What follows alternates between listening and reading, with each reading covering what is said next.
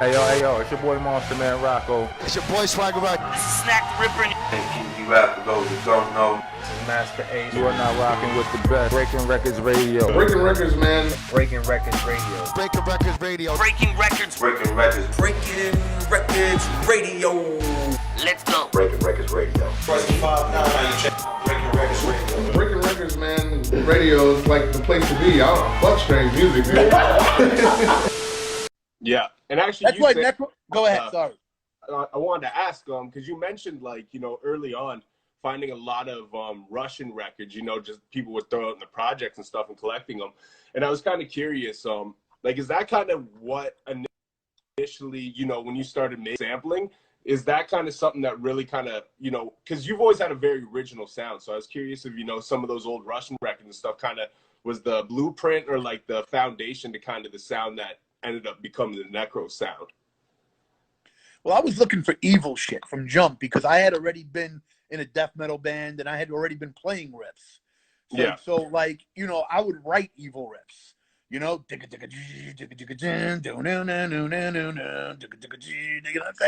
was writing that on guitars.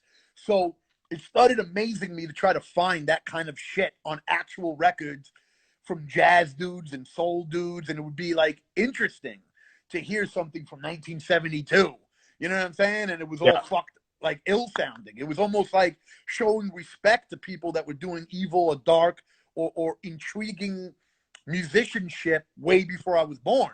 Yeah. And then, you get into the culture of records. It's interesting. You're digging for them.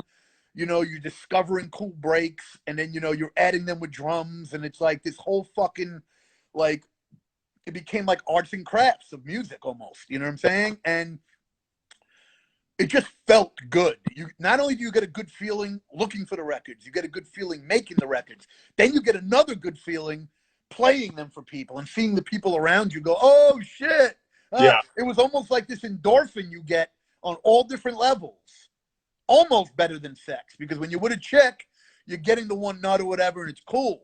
But the music thing, and I think this is why anybody did music on the level we do it, because you would almost get the same thing you would get from sex. You're getting it when you go out digging for records. You're getting it when you think you have something that might be good. You're getting it when you listen, and then when you find something, then you hook it up, then the reaction from people. Then when you start getting props of actually releasing shit, and now fans are fucking with you, yo, you're dope, yo.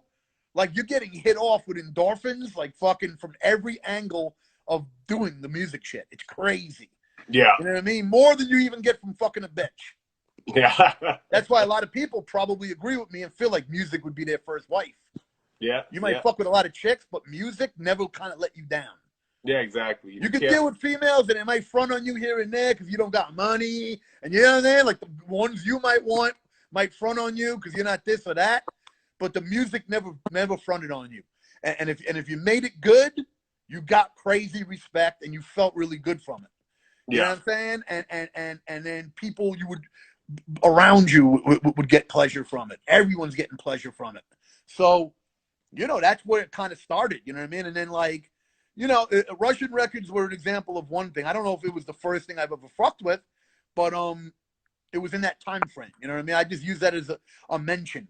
But then I got heavy into movie soundtracks, and then I got heavy into literally VHS tapes, because back then the stuff on VHS tapes weren't available like now, where everybody put everything online. So you would catch a break on a movie that you would never have access to that vinyl. So just that fucking Italian fucking gangster movie from '72, they're using a break from something, unless it's an original soundtrack. Yeah. So I would find so much shit that no one would use. There would be so much shit that RZA's never going to use, that Primo's never going to use, that Dre's never going to use, that I'm just like, wow, there's so many. And here's the thing. The stuff they're not going to use, it's because it doesn't fit their personality or what they're looking for at that month in that year.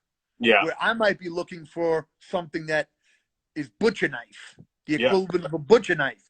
Dre might be looking for the equivalent of a fucking lowrider driving down the street and shooting someone.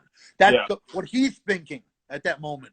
And Gangstar might be thinking, you know, hanging out on the block in the middle of Brownsville.